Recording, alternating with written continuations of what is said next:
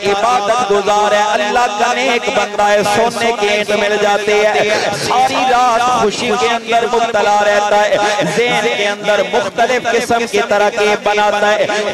سونے کی اینٹ بیچ کر یہ سامان بناؤں گا، مال و دولت بناؤں گا، بڑی حویلی بناؤں گا، حویلی کے ہر دیوار کے اوپر سنگ مرمر لگاؤں گا، حویلی کے فرش کے اوپر سنگ مرمر لگاؤں گا، اعلیٰ قسم کا لباس پہنوں گا، نوکر جا کر ملازم رکھوں گا، حویلی کے اندر ہر وقت لوگ آئیں گے، بڑی دنیا اور دنیا کی عیش و عشرت ہوگی۔ اب صبح کا وقت ہوتا ہے، وہ اللہ کا نیک بندہ جنگل کی طرف جاتا ہے، جنگل کی طرف جا رہا ہے،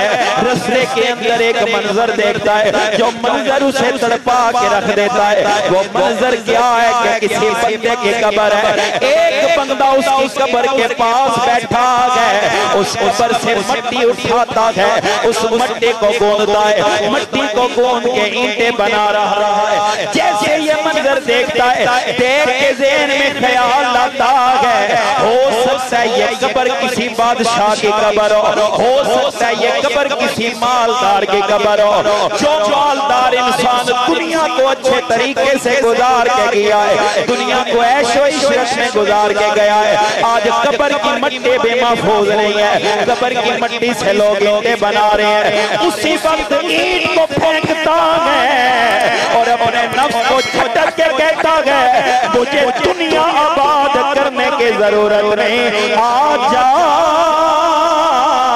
اگر آباد کرنا ہے اپنی قبر کو آباد کر، اپنی آخرت کو آباد کر لے،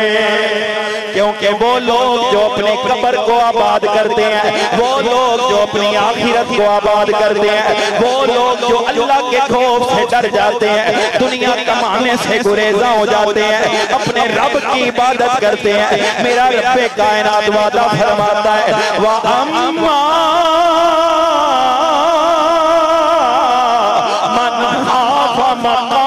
ربه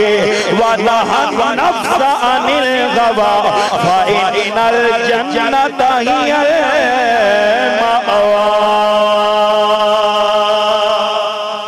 اللہ کریم ارشاد فرماتا ہے، وہ لوگ جو اپنے رب کی بارگاہ میں کھڑے ہونے سے ڈر جاتے ہیں، اللہ کی نافرمانی سے باز آ جاتے ہیں، جو اللہ کی نافرمانی سے باز آ جاتے ہیں، دنیا اور دنیا کے پیچھے نہیں لگتے، اپنے رب کو منانے کے اندر زندگی گزار دیتے ہیں، اپنی خواہشات پہ قابو پا لیتے ہیں، اپنی خواہشات کی مخالفت کرتے ہیں۔ اللہ فرماتا ہے، یہ میرے خوش نصیب بندے ہیں، میں نے ان بندوں کا ٹھکانہ جنت کے اندر بنا دیا